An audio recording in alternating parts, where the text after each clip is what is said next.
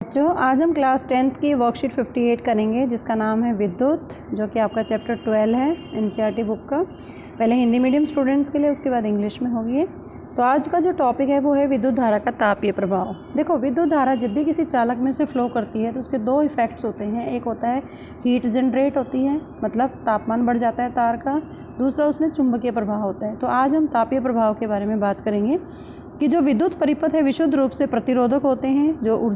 जो स्रोत से ऊर्जा ऊष्मा के रूप में उत्पन्न होती है, इसे विद्युत धारा के तापीय प्रभाव के रूप में जाना जाता है। जैसे आप अगर किसी बल्ब को या किसी पंखे को लगातार 5 या 6 घंटे तक जलाओगे या चलाओगे तो वो गर्म हो जाता है। कभी भी आप हाथ लगाओ, साफ़ करते हैं तो आपने फील किया होगा।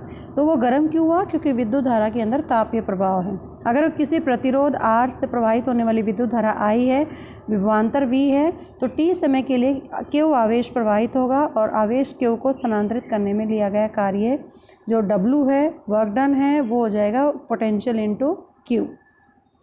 तो शक्ति यहाँ पर जो पावर है, पावर हो जाएगा वर्क डन अपॉन टाइम, तो VQ अपॉन T आ जाएगा। यहाँ पर जो पावर होती है, शक्ति होती है, वो होती है कितनी एनर्जी कंज्यूम की divide by time. Energy in the form of work upon time, और वर्क का फॉर्मूला है VQ अपॉन T।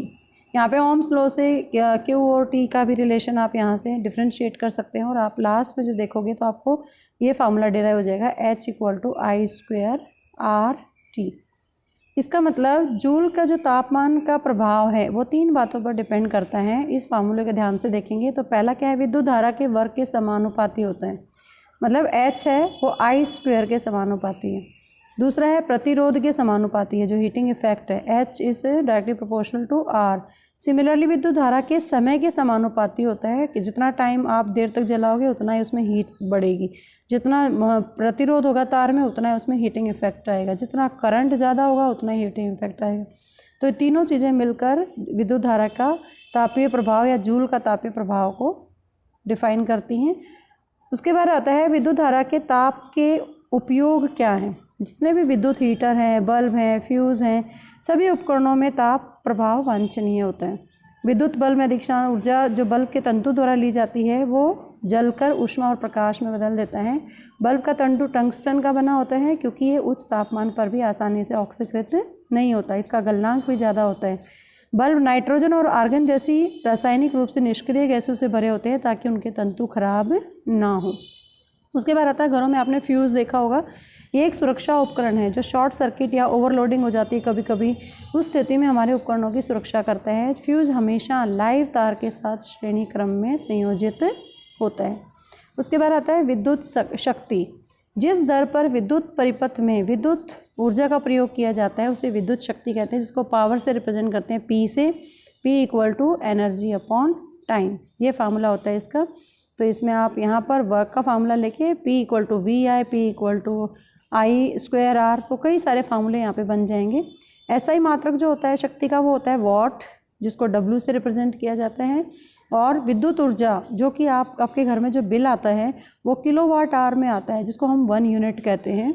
और 1 किलोवाट आवर को अगर हम जूल में कन्वर्ट करें तो इसकी वैल्यू हो जाएगी 3.6 × 10⁶ जूल। उदाहरण के तौर पर अगर यहाँ पर देखें कि एक बल्ब है 220 वोल्ट का है और 0.5 उसमें करंट जा रहा है, तो बल्ब की शक्ति क्या है, तो P इक्वल टू VI वाला फार्मूला लगा के आप बता दोगे कि बल्ब की जो पावर है 110 वाट है। तो इस बेस पे आपको ये सारे क्वेश्चंस दे रखे हैं इसमें, ये अपनी नोटबुक में करें, अच्छे से एनसीईआरटी रीड करें, वर्कशीट को सुने, पढ़ें और फिर ये क्वेश्चंस करें। आई होप आपको ये समझ में आ गया होगा। कीप वॉचिंग सुपर विज्ञान। Thank you so much. इसमें अब नेक्स्ट जो आएगा वो आएगा इंग्लिश मीडियम स्टूडेंट्स के लिए, और इंग्लिश मीडियम स्टूडेंट्स के लिए जो वर्कशीट है this is also about 58 worksheet for the class 10th, and this is about heating effect of electric current. In an electric circuit is resistive purely and the source energy continuously dissipate in the form of heat. This is also known as heating effect of electric current. Consider a current I flowing through the resistor of resistance R and let the potential difference be V. Then the time taken during which a charge Q flows across. The work done in moving the charge Q in a potential, it will be W equal to VQ. So the source must supply energy equal to VQ in the time.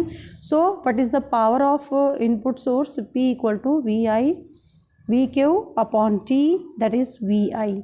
The energy supplied to the circuit by the source in time t, so energy can be written as power into time, and you can moderate this formula in this way, and at last you get the Joule's law of heating effect, that is H equal to I square RT.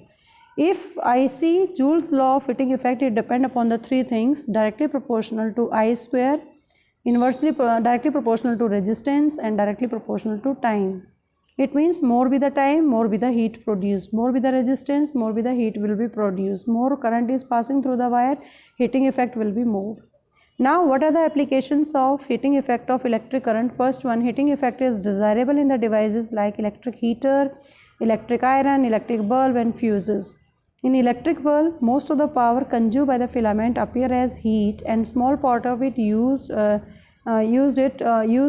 radiates in the form of light. Now filament of electric bulb is made up of tungsten. Because it doesn't oxidize radially at the high temperature, it has high melting point, and the bulbs are filled with chemically inactive gases like nitrogen and argon to prolong the life of filament. Now the next topic of this chapter is called electric power.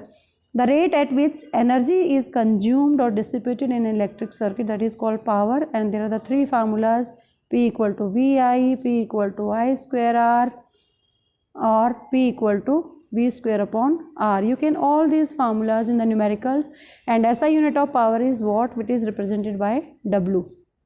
Then commercial unit of electric energy. What do you mean by commercial? That is used in your houses when you get the bill of electricity monthly. Then you say 30 units are there, we have consumed this year, and what is the price of these units. So one unit is called 1 kilowatt hour.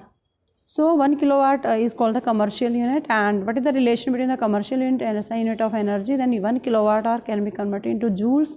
Its value 3.6 into 10 to the power 6 joule. You also, the basis of the worksheet, you have to do all these questions in your notebook. Keep watching Super Vigyan. Thank you so much.